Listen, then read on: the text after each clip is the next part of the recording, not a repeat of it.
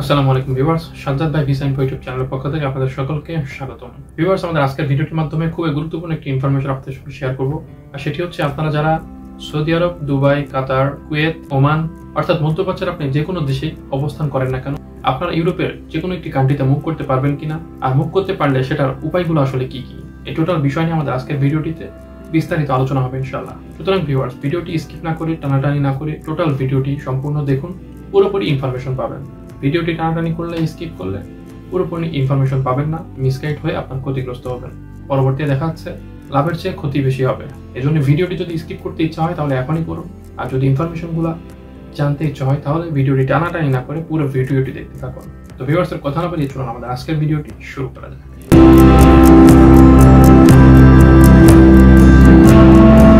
Viewers, আমার Facebook পেজের inbox এবং আমার ইউটিউব চ্যানেলের ভিডিও কমেন্টস বক্সে অনেক ভাই প্রশ্ন করেছে যে ভাইয়া, মধ্যপ্রাচ্য, সৌদি আরব, দুবাই, কাতার, কুয়েত, ওমান এই সকল দেশগুলো থেকে কি ইউরোপের যে কোনো একটি কান্ট্রিতে মুভ করা সম্ভব? তাদের প্রশ্নের উত্তরে বলছি, জি ভাই, অবশ্যই সম্ভব।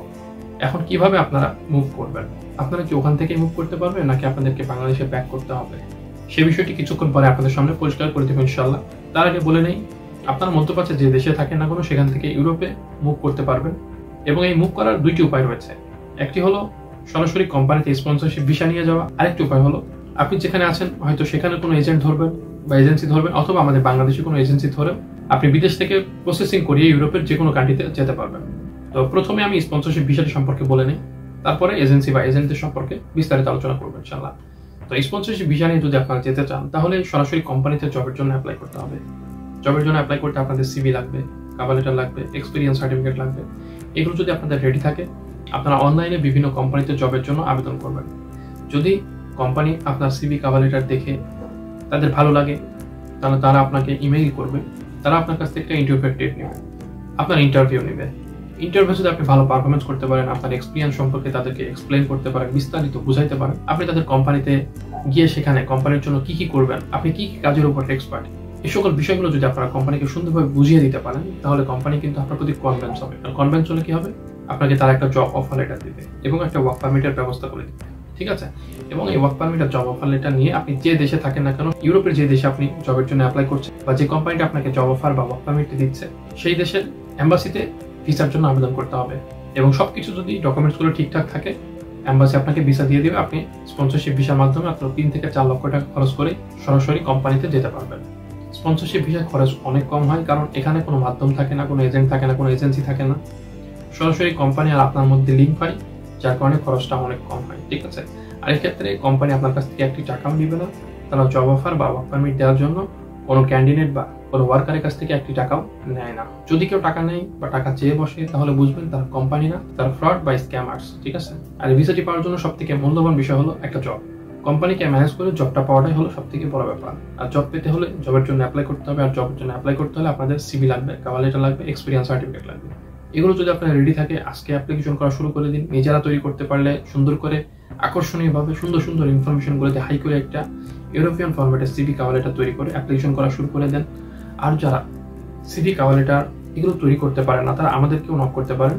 ভিডিও ডেসক্রিপশন বক্সে থাকা আমাদের ফেসবুক পেজের লিঙ্কে এসে আমাদেরকে মেসেজ করবেন। কি কি ডকুমেন্টস আপনাদের লাগবে সেগুলো আমাদেরকে বলবেন। আমরা 24 আওয়ার্স, 24 ঘন্টার মধ্যে আপনাদেরকে সকল সার্ভিস দেওয়ার চেষ্টা করবেন ইনশাআল্লাহ। এই তো গেল ভিউয়ার্স প্রথম ধাপ। দ্বিতীয় ধাপ হলো একটা এজেন্ট বা এজেন্সি ধরে আপনি ইউরোপের যে দেশে যেতে যাচ্ছেন সেই দেশের একটা ওয়ার্ক পারমিট ভিসার ব্যবস্থা করা। আর এক্ষেত্রে আপনাদেরকে বেশ ভালো টাকা খরচ করতে হবে। ইউরোপের প্রায় 27টি সেনজেন মুক্ত দেশ আছে, আবার অনেকগুলো নন সেনজেন দেশ আছে। সকল দেশেই একই রেট, বিষয়টা কিন্তু এমন না। দেশ ভেরি করে এজেন্ট বা এজেন্সিরা তাদের রেটটাকে কম বা বেশি করে থাকে। আর এজেন্সি রেটের সঙ্গে যদি আপনার টার্গেটেড রেটটার খাপ খেয়ে যায়, আপনার পছন্দের দেশ মিলে যায়, তাহলে আপনারা এজেন্ট বা এজেন্সি ধরেও কাজ করতে পারেন। তবে অবশ্যই লক্ষ্য রাখতে হবে গভর্নমেন্টের অ্যাপ্রুভ যাতে রয়েছে এ ধরনের এজেন্সি ধরা। কোনো ধরনের গভর্নমেন্টের অ্যাপ্রুভ এজেন্সি বা তাদের লাইসেন্স নেই এ ধরনের এজেন্সি ধরা যাবে না, তাহলে ক্ষতিগ্রস্ত হতে পারেন, টাকা পয়সা মার খেতে পারেন। এজন্য বাংলাদেশের কোনো এজেন্ট ধরেন আর বিদেশের কোনো এজেন্ট ধরেন না কেন, আপনাদেরকে অবশ্যই এই বিষয়গুলো মাথায় রাখতে হবে। আর ইউরোপের যদি ছোটখাটো দেশগুলো হয়, সেখানে যাইতে হলে আপনাদেরকে 7-8 লাখ 9 লাখ টাকা খরচ করতে হতে পারে। আবার যদি একটু ভালো দেশে যেতে চান তাহলে 10 থেকে 20 লাখ টাকা খরচ হয়ে যেতে পারে। এই খরচটা নির্ভর করে মূলত এজেন্সির উপরে, এজেন্সি আপনার কাছ থেকে কত টাকা চার্জ করছে সেটার উপর। আর এটা আপনি যে দেশে আছেন সে দেশের এজেন্ট বা এজেন্সি ধরেও কাজ করতে পারেন, আবার বাংলাদেশি কোনো এজেন্ট বা এজেন্সি ধরেও কাজ করতে পারেন। এজেন্ট বা এজেন্সি ধরে কাজ করতে হলে আমাদের কোনো কাজ করতে হয় না, সাধারণত সবকিছু এজেন্সিওয়ালারাই করে, যার কারণে তাদের রেটটাও একটু বেশি হয়, মোটামুটি সময়টাও একটু বেশি লাগে।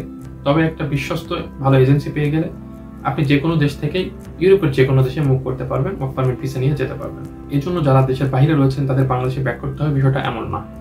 আপনারা চাইলে ওখান থেকেও মুভ করতে পারবেন, আবার আপনারা চাইলে বাংলাদেশে এসেও যেতে পারবেন।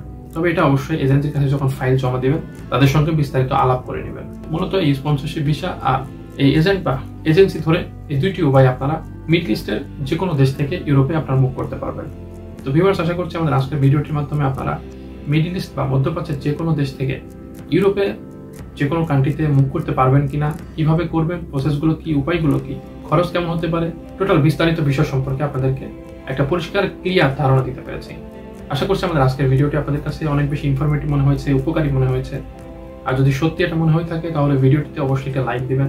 ভিডিওটি সম্পর্কে কোনো প্রশ্ন বা কোনো মতামত থাকলে ভিডিও কমেন্টস বক্সে জানাবেন। ভিডিওটি আপনাদের কাছে ইনফরমেটিভ মনে হলে অবশ্যই আপনাদের প্রিয়জনদের মাঝে ভিডিওটি শেয়ার করবেন। পরবর্তীতে এই ধরনের ইনফরমেটিভ ভিডিও আরো বেশি বেশি পেতে আমাদের চ্যানেলটিকে সাবস্ক্রাইব করতে ভুলবেন না। পরবর্তী ভিডিও দেখার আমন্ত্রণ জানিয়ে আমাদের আজকের ভিডিওটি এখানে শেষ করছি। আল্লাহ হাফেজ।